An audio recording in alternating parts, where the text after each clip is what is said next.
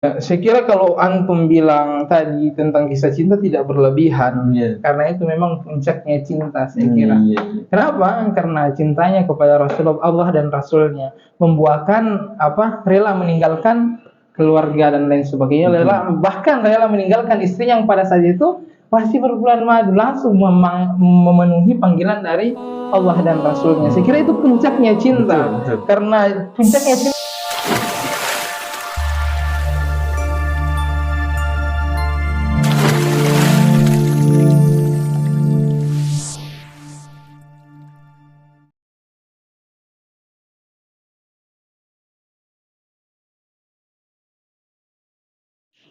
Baik, teman-teman Ngaji Podcast.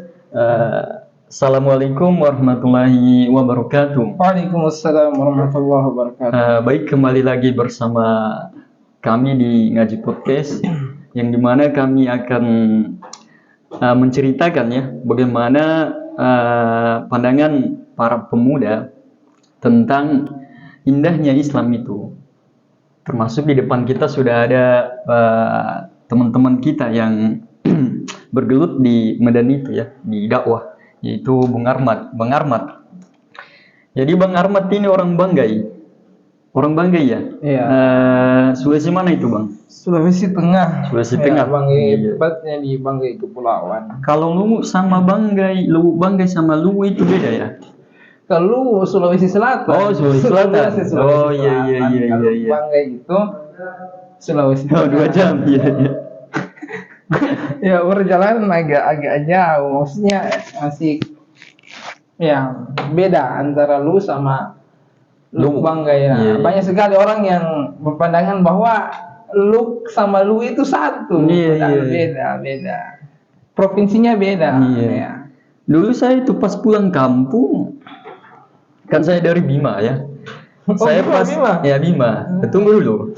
Saya kan dari Bima. Dulu tuh pas naik kapal saya pernah ketemu sama mahasiswa dari Luwuk kalau nggak salah ya. Pakai K. Ya. Saya baru tahu di situ bahwa dekat kampung itu ada universitas. Tepatnya di Sumbawa ya. Ya. Kalau dari kampungku ke Sumbawa itu sekitar 2 jam. Kenapa masuk di Makassar Bang? Kenapa enggak masuk di Sumbawa? Bagaimana perjalanan cerita termasuk pertama kali datang ke Makassar? Iya. Oke. Cerita ya, saya sebenarnya paling dah suka cerita tentang kehidupan pribadi. Saya rasa tidak terlalu penting ya. Ya, tapi kalau mau cerita pasti ceritanya panjang sekali kenapa sampai ke Makassar. Tapi ya kurang lebih banyak sekali klip yang dilewati. Qadarullah Allah takdirkan di Makassar lah.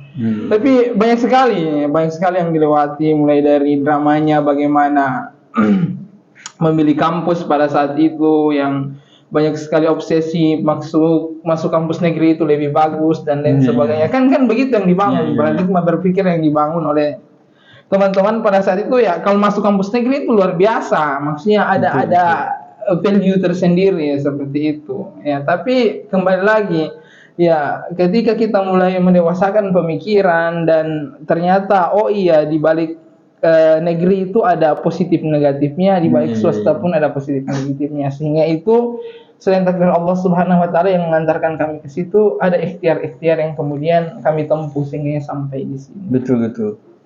Dulu pas SMA Bang Armat ini dulunya katanya ketua OSIS ya?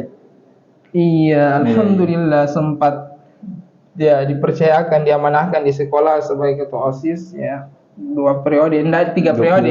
Tidak 3 periode. Katanya 3 periode menyalahi konstitusi. Jadi cuma 2 periode. Tapi pas pencalonannya enggak di dananya dari kita sendiri atau di pure ya. Iya.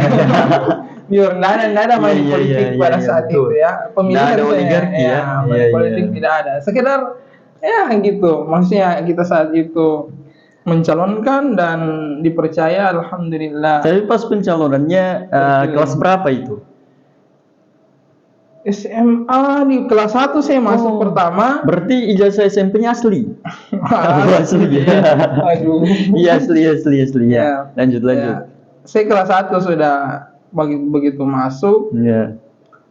Ya jalani beberapa bulan, kemudian ada pemilihan, saya mencalonkan, situ terpilih. Selanjutnya di pemilihan selanjutnya saya calon lagi dan masih terpilih itu periode seperti itu dengan wakil yang berbeda tentunya. Tapi sekolah dekat rumah. Ya dekat rumah, kurang lebih berapa meter, 500-an meter lah. Bisa ditempuh dengan jalan kaki seperti itu. Kalau saya dulu SMA aku jauh. Sekolahnya di kampung orang ya. Masa? Iya. Terbayang lah bagaimana sekolah di kampung orang ya. Dulu itu di kampung saya cuma ada 3 orang yang sekolah di situ. Di kampungku, ya, di desaku, 3 orang laki-laki ya. Nah, dan di situ 1 orangnya keluar pada saat dia kelas 1. Katanya apa? Sekolah di kampung orang itu kayak penjara katanya. Karena di SMA aku dulu itu dipegang oleh 2 kampung ya. Ada teman-teman kayak 2 kubu yang saling berseteru terus. Jadi mereka yang pegang itu sekolah. Panjang ceritanya, kita gali dulu bagaimana pengalamannya Bang Armat ini. Bang Armat sendiri sebelum datang ke sini katanya sudah jauh ya belajar tentang agama. Iya, nggak jauh-jauh amat ya. Ya, maksudnya paling di sini di sana. Ya, saya kira anda sejauh itu kan ada istilah saya sejauh ini yang paling jauh. Seperti itu. Sejauh ini yang paling jauh. Saya kira tidak terlalu jauh dan malah saya rasa pada saat itu waktu SMA ya sekedar belajar. Maksudnya belajar sebagaimana yang dipelajari orang pada umumnya, belum yang semendalam. Saya tidak katakan sekarang pembelajaran kita sedalam itu, tidak. Tapi maksudnya kemarin itu ya sekedar kulit-kulitnya saja. Maksudnya kita belajar itu sekedar ikut suasana saja pada saat itu, ya. Ada teman-teman yang kemudian pada saat itu ikut pemuda hijrah, maksudnya gaya-gayanya, maksudnya gaya-gaya hijrahnya dan lain sebagainya, dan tertarik dengan bagaimana metode dakwah dan dan uslub-uslub yang dipakai oleh Ustadz Hanan pada saat itu. Kan kami sering nonton, buka YouTube dan lain sebagainya, lihat itu, dan saya kira luar biasa sekali. Dan dari situ kita termotivasi untuk belajar, walaupun belajarnya hanya sekedar belajar itu saja, yang ya luar-luarnya saja. Kalau dibilang mendalam, tidak semendalam itu loh. Maksudnya berapa yang dipelajari hanya sekedar ya begitu saja, sebagaimana anak muda yang lain yang kemudian belajar. Tapi menarik juga ya bagaimana gaya dakwahnya Bang Armat ini. Katanya gayanya dakwahnya Bang Armat ini dia terinspirasi dari Ustadz Hanan. Iya betul. Iya, oke. Maksudnya kalau gaya dakwah, saya kira uslub dakwah itu masing-masing punya uslub tersendiri. Cuma kalau terinspirasi, memang terinspirasi, pernah terinspirasi. Maksudnya di awal-awal itu terinspirasi dengan gayanya. Karena apa? Karena saya kira itu gaya dakwah yang sangat luar biasa dan ilmiah menurut saya. Tidak sekedar dakwah saya begitu, tapi ilmiah. Kenapa saya katakan begitu? Perjalanan panjang yang kita baca dari kisah Ustadz Hanan itu sangat luar biasa. Di mana beliau sebelum kemudian terjun berdakwah di kalangan anak muda, beliau riset dulu, berikan pertanyaan, lembaran-lembaran pertanyaan kepada anak-anak muda pada saat itu, yang mungkin ada yang sering main skateboard dan lain sebagainya. Beliau riset dulu. Jadi dakwanya tidak maksudnya langsung terjun. Ya, tidak terjun bebas, maksudnya tidak langsung ya, tanpa ada bekal yang kemudian membawa dia dalam hal tersebut, sehingga dunia mereka. Dan kalau kita lihat bagaimana sejarahnya Ustadz Hanan berdakwah, itu pertama juga jubahan dan lain sebagainya, tapi setelah riset itu, katanya dia harus rubah cara dakwahnya supaya bisa sampai anak muda. Dan saya kira itu siapa loh yang tidak terinspirasi dengan gaya-gaya dakwah seperti itu, di mana dia ilmiah dan kemudian anak muda luar biasa. Kenapa ilmiah? Dia riset dulu, dan saya kira itu perlu untuk dakwah-dakwah yang kita sekarang, supaya memang betul-betul kita pahami problem yang ada di situ. Tidak sekedar langsung berdakwah, tidak mengetahui problem langsung masuk di situ. Nah, apa dampaknya? Dampaknya kita ditolak dan lain sebagainya karena kita tidak mengetahui culture atau budaya yang ada dalam masyarakat tersebut, atau populasi tersebut, atau komunitas tersebut. Karena memang kalau kita lihat bagaimana teman-teman pemuda sekarang itu, mereka bisa ditarik ke dalam dakwahnya kita, masuk dalam barisan dakwahnya kita. Jika kita masuk di dunianya mereka, kita paham bagaimana misalkan mereka anak gamers ya, kita masuk di dunianya mereka. Begitulah gaya dakwahnya Ustadz Hanan. Jadi dia memang bisa melihat bagaimana hobi dari kaum pemuda sekarang. Iya, kurang lebih seperti itu saya kira ya. Tapi ya luar biasanya beliau itu. Tapi setelah itu maksudnya ada loh yang lebih jauh dari itu. Rasulullah Sallallahu Alaihi Wasallam bagaimana beliau juga bisa maksudnya masuk di kalangan anak muda pada saat itu, yang kalau kita lihat yang mayoritas pada saat itu yang bersama beliau itu anak muda yang di bawah, yang ada yang di bawah 20, ada yang di atas 20, tapi tidak lebih dari itu maksudnya. Ada Abu Bakar tapi dia sahabat senior seperti itu. Bagaimana pembinaan di rumahnya Arqam bin Abil Arqam itu pemuda loh yang menyediakan rumahnya untuk dijadikan tempat tarbiyah pembinaan dan lain sebagainya. Khalifah kelima didikan Rasulullah ya. Siapa itu? Siapa? Khalifah kelima. Siapa? Setelah Abu Bakar, Umar, Utsman bin Affan, terus Ali. Oh keempat ya. Oh sorry keempat. Iya. Didikan Rasulullah juga. Iya. Jadi itu didikan Rasulullah yang pada saat itu memang mereka pemuda yang kemudian dibina di rumahnya Arqam bin Abil Arqam yang kemudian dikenal dengan Baitul Arqam. Artinya rumahnya Arqam yang dipakai sebagai tempat pembinaan. Seperti itu. Ya, jadi luar biasanya pada saat itu bentuk pendekatan Rasulullah Sallallahu Alaihi Wasallam sehingganya diterima juga oleh anak muda. Dan kita tahu yang diutus pertama Rasulullah Sallallahu Alaihi Wasallam ke kota Madinah siapa? Mus'ab bin Umair. Mus'ab bin Umair. Dia pemuda atau bukan? Pemuda. Jadi luar biasanya Rasulullah Sallallahu Alaihi Wasallam yang pada saat itu memang luar biasa bisa masuk. Saya kira jauh sebelum kita lihat Ustadz Hanan itu Rasulullah Shallallahu Alaihi Wasallam sudah mencontohkan kepada kita bagaimana ustlub dakwah yang sangat luar biasa, yang kemudian lebih menekankan bil hikmati wal mau'izah al hasanah. Ya, sekarang kebanyakan fokusnya ke mau'izahnya. Bil hikmahnya mereka lupakan, atau mau'izah hasanah mereka lebih fokus ke mau'izahnya, nasihatnya dan lain sebagainya. Hikmahnya mereka tidak sertakan di situ. Artinya tidak menggunakan uslub-uslub yang penuh kelembutan dan lain sebagainya. Tapi memang kita tidak bisa pungkiri memang di hal-hal yang perlu keras harus memang kita keras, karena Rasulullah Shallallahu Alaihi Wasallam juga mencontohkan itu. Seperti itu. Betul. Ada juga yang kisah yang menginspirasi ya. Bagaimana pada saat Rasulullah hijrah di Madinah itu ada salah satu sahabat yang menyediakan tempat ya untuk Rasulullah. Kalau tidak salah Abu Ayyub Al-Ansari.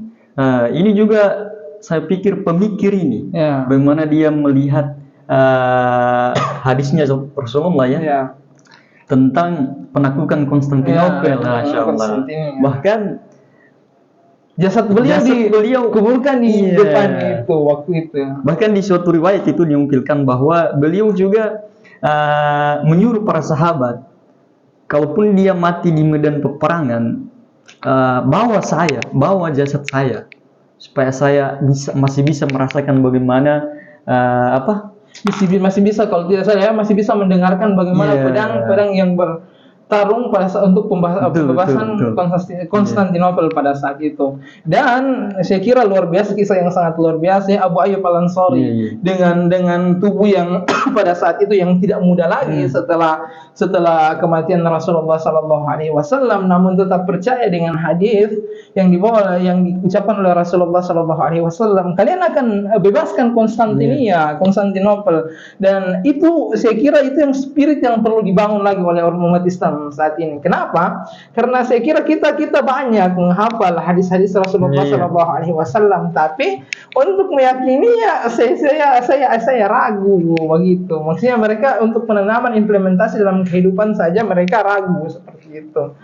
Dan itu yang perlu kita pegang teguh dan perlu kita contohi bagaimana eh, Abu Ayyub Al-Ansari dan Abu Ayyub. sahabat-sahabat yang lain yang memang teguh pada saat itu memegang hadis Rasulullah SAW. Lo masih gali parit pada saat itu, ya panas-panasnya pada saat itu di Madinah. Rasulullah mengatakan itu, gimana nggak dikatakan gila oleh orang Yahudi? Tapi sahabat yang ada di situ percaya dan ingin membuktikan perkataan Rasulullah SAW hanya untuk membuktikan bahwa Rasul kami itu tidak bohong. Betul. Apa yang keluar dari lisannya itu adalah kebenaran.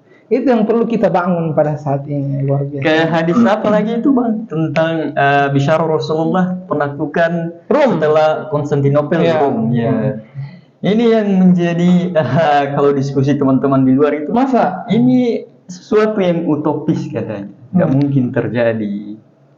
Bahkan mereka bawakan sebagai hal-hal yang dijadikan lelucon tuh. Seperti katanya kita ini harus persiapkan generasi untuk menaklukkan Roma. Tapi mereka bawa ke hal-hal yang menurut saya nggak lucu ya. Katanya mau menaklukkan apa? Roma apa? Biskuit Roma. Ya. Itu mereka belum sampai pada pemikiran itu. Bagaimana pendapat Abang? Kalau saya ya mungkin kita hargai ya, Ya. mungkin ketika sampaian dan saya tidak menganggap bahwa kita yang lebih Ya. paham tentang itu. Saya kira mereka juga paham, tapi setidaknya jangan dijadikan lelucon lah. Maksudnya sampai menaklukkan Roma biskuit Roma. Saya kira tidak perlu seperti itu karena memang ini perkataan Rasulullah. Maksudnya menaklukkan Roma itu perkataan Rasulullah. Kenapa mainkan perkataan Rasulullah itu? Saya kira ini terlepas ya. Saya bilang tetap kita hargai, kita tanggapi secara bijak bagaimana. Saya kira mereka juga paham bagaimana sebenarnya hadis-hadis Rasulullah SAW. Cuma memang saya kira ada batasan-batasan yang memang tidak perlu kita bercandain tentang Rasulullah SAW. Betul. Sebenarnya banyak kisah-kisah yang menjadi inspirasi kita ya dalam perjuangan ini membela Islam. Kayak kisahnya kalau dalam dunia percintaan ya. Saya bisa tidak dikatakan kisahnya tentang Hanzola. Betul. Pada saat berbulan madu ya. Bagaimana itu bang? Luar biasa. Pada saat berbulan madu, tapi keinginannya untuk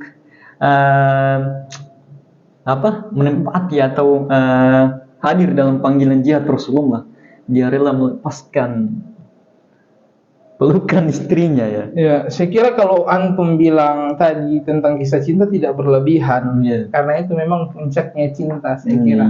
Kenapa? Karena cintanya kepada Rasulullah Allah dan Rasulnya membuahkan rela meninggalkan keluarga dan lain sebagainya, bahkan rela meninggalkan istri yang pada saat itu masih berbulan madu, langsung memenuhi panggilan dari Allah dan Rasulnya. Saya kira itu puncaknya cinta. Betul. Karena puncaknya cinta itu ya mencintai Allah dan Rasulnya. Siapa lagi yang maksudnya ya yang lebih tinggi yang kita cintai selain Allah dan Rasulnya, maksudnya seperti itu. Kalaupun ada istri ya di urutan keberapa lah setelah Allah dan Rasulnya. Dan saya kira antum katakan itu sebagai puncaknya cinta atau kisah cinta itu tidak berlebihan karena memang itu puncaknya cinta seperti itu.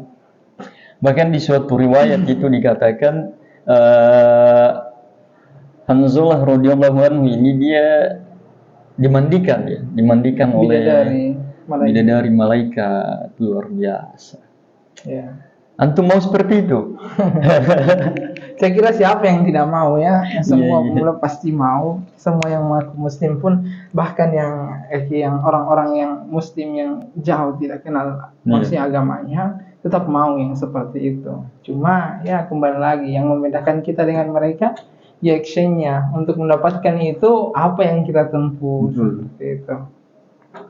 Jadi ini teman-teman ya, sedikit kisah dari Bang Armad ini. Memang beliau ini kalau saya katakan mendalami siro ya. Beliau bahkan mengikuti kelas-kelas siro. Jadi tak heran sedikit ilmu beliau tentang siro ini bisa kita petik. Ya. Jadi selanjutnya sebelum kita menutup ya perbincangan kita ini, kita kasihkan dulu kepada Bung Armad untuk memberikan salah satu kisah-kisah inspiratornya atau kata-kata inspirasinya buat para pendakwah sekarang ini? Nggak ada ya. Nggak ada ya? Kata-kata yang spesifik nggak ada. Ya, saya kira berdakwah terus. Maksudnya apapun, saya sering katakan setiap dimanapun saya bicara pasti itu closing statement kalau orang bilang closing statement. Ya, closingnya saya cuma itu, kembali tetap semangat berdakwah. Maksudnya apapun kita sekarang mau jadi tholib, mau jadi guru, mau jadi pekerja, mau jadi apapun kita lah, maksudnya profesi kita pada saat ini yang kita laksanakan, yang kita jalani itu jangan pernah lupakan untuk meniatkan karena Allah Subhanahu wa taala, dan kemudian meniatkan untuk membantu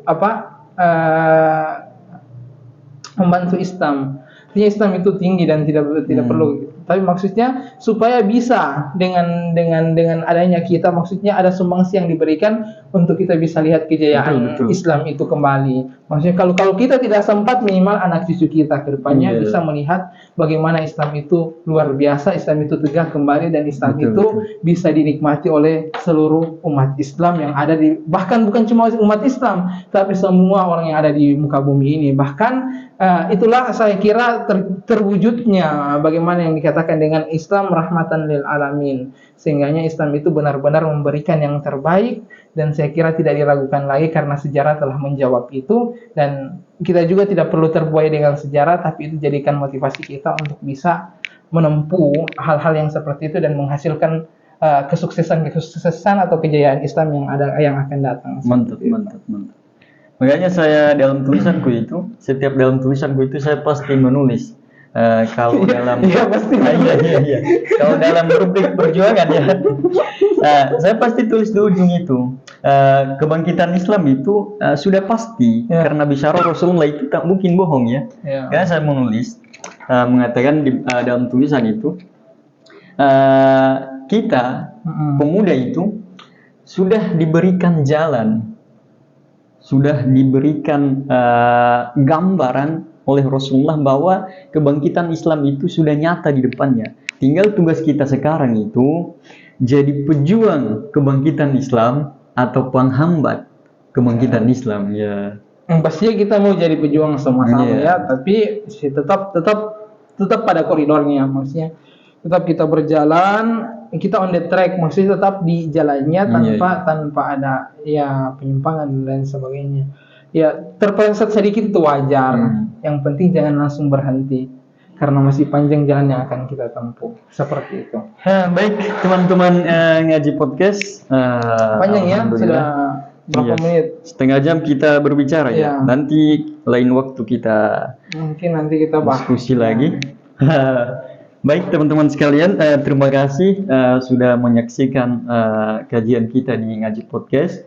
Saya nggak dikatakan kajian ini kan, saya kira bisa dikatakan kajian juga ya. Ngaji bincang-bincang santai juga bisa. Tidak bisa. Ngobrol juga bisa. Ya, ngobrol saja ya. Lebih ke ngobrol. Ngobrol. Ya, anak muda itu lebih ke ngobrol dan terlalu mau yang formal-formal sekali ya, yang terlalu kaku sekali ya. Dan saya kira itu dakwah yang luar biasa itu anak muda yang seperti itu. Betul sekali ya. Baik teman-teman sekalian, sampai jumpa lagi ke pertemuan selanjutnya. Saya Muhammad Taufikur Rahman dan di depan saya Bung Ahmad. Terima kasih atas partisipasinya teman-teman. Lebih dan kurangnya kami mohon maaf. Assalamualaikum warahmatullahi wabarakatuh. Waalaikumsalam warahmatullahi wabarakatuh.